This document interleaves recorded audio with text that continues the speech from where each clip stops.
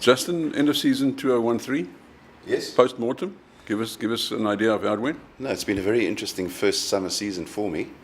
I think my assessment at this stage is that it was sluggish to start off with, and I think that was down to weather to a large degree, and due to the fact that a lot of people that have come down to the coast traditionally have shortened their holiday period for economic reasons.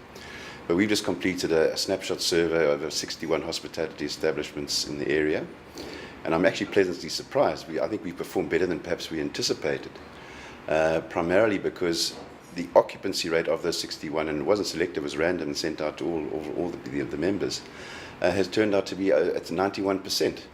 But to be realistic, it probably should be perhaps a bit lower. Even if it is slightly lower, it actually augurs well for the South Coast in terms of its performance for the season. Secondly, we also did a sort of sourcing of information from them to see their satisfaction level. 10% felt that it was approximately much the same as it has been before.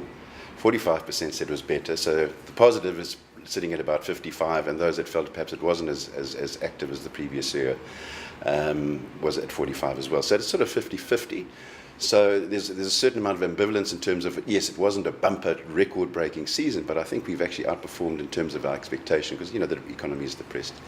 But what is important is that the satisfaction level amongst the respondents to our survey sits at 81.3%, which signifies to us that they, as businesses, have been relatively satisfied in terms of the performance for the season. So, I'm actually positive that the fact that, generally speaking, we have done very well, particularly when early in the season, in fact, the North Coast and Umhlanga Rocks and those areas were in the press as actually taking quite a big knock in terms of their expectations. So I don't think, if we have taken a bit of a knock, which I don't think it has been the case to any worrying degree, I believe we've actually stabilised in terms of beating against the odds as far as the arrival of our tourists.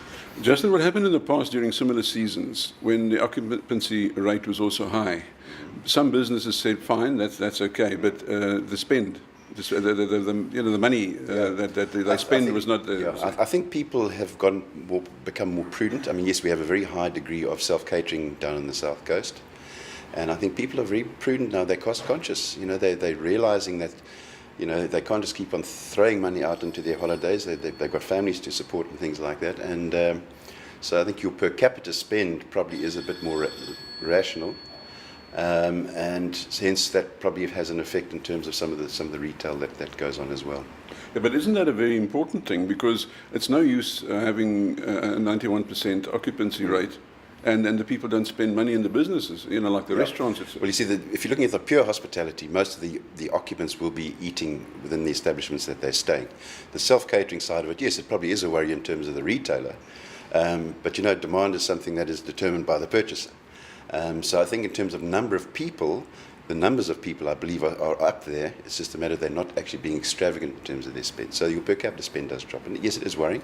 But yes, it depends on who you talk to in terms of the retail. And certainly we have got another stage within our research where Maxwell is doing research at the shopping centres themselves. Yeah, so we'll find, soon we'll probably get a pretty clear picture as to how it turns out. Some owners of the hospitality establishments have complained about the water breakages in the water supply, etc. Has that had any influence? Well, yeah, it certainly does. And we as a tourism body really take strong issue when certain things like that take place. And when we have received complaints from our members and people in the tourism sector, we have immediately sent it through to the local authorities to try and address those matters. And funny enough, there have been a number of issues with water, for example, where within 8 hours, our recommendations through to the district municipality have been rectified, and thankfully the tourism people have actually sent emails to the district municipality and to ourselves saying, well, thank goodness something has been done relatively quickly. Yes, not all of them were addressed, and there were a number of issues up and down the coast that came to the fore. It is a worry, and we will continue to encourage our colleagues in the municipalities to really pay attention to these things, because 30 days approximately of intense tourism down here, if it's managed correctly and those issues, we say, get less and less and less, we will get recurring business. And there's very strong evidence that the South Coast has a strong loyalty factor. And we don't lose that loyalty factor because of things like that.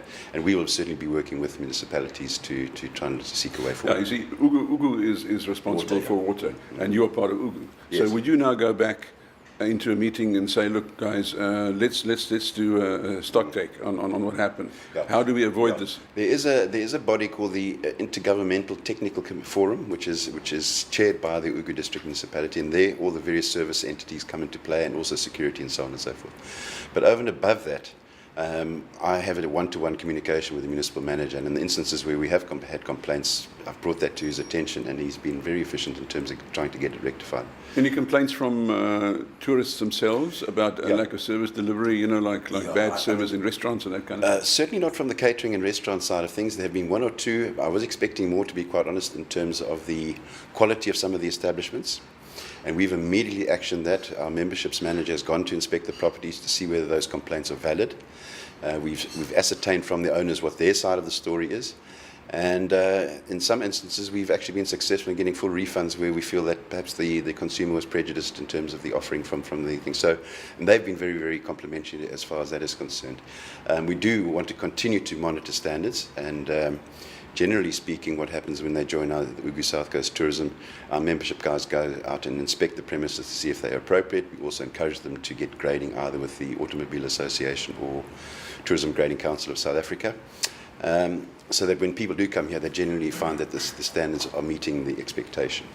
There has, as you know, been sort of bookings fraud around South Africa, not just the South Coast, especially in the electronic side of things.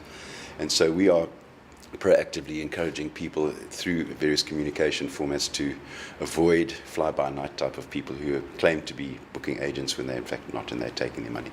So that is an issue which we will be addressing going forward, but as I say, it is not just South Coast, it's all over the country. In the second half of December, we had very, very good weather. Yeah. How did that impact on the beach activity, etc.?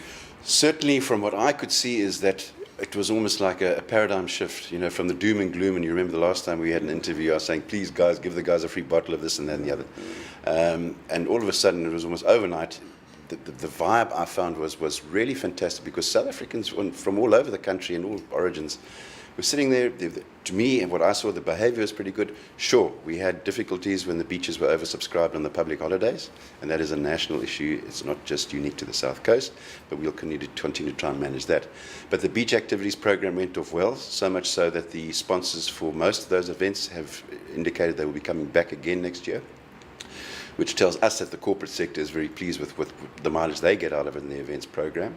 And certainly from the point of view of just that sense of relaxation. The beaches perhaps weren't as congested as perhaps before, but to my mind, that is the whole idea. Relaxation is the name of the game. And I think, once you get a recreational facility that's overpopulated with visitors, it loses its recreational value. And this, I think, is probably a nice balance to have, to be quite honest.